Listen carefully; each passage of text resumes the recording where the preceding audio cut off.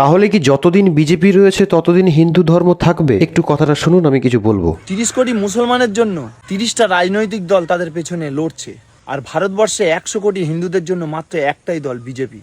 যারা বিজেপি বিরোধী করো, সেই সব হিন্দুদের বলি তোমাদের মুখে থুতু দিতে হয়। যদি বিজেপি যদি না থাকে, হিন্দুত্ব থাকবে না।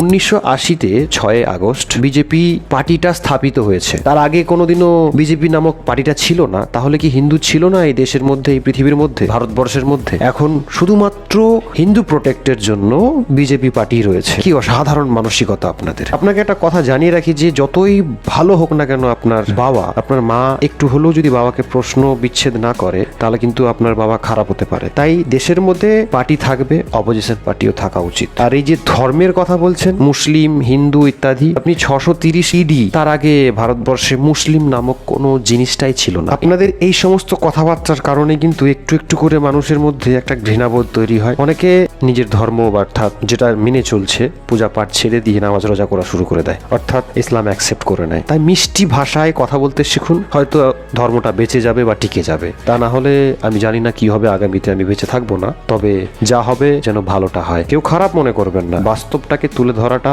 কোনো পাপ নয়।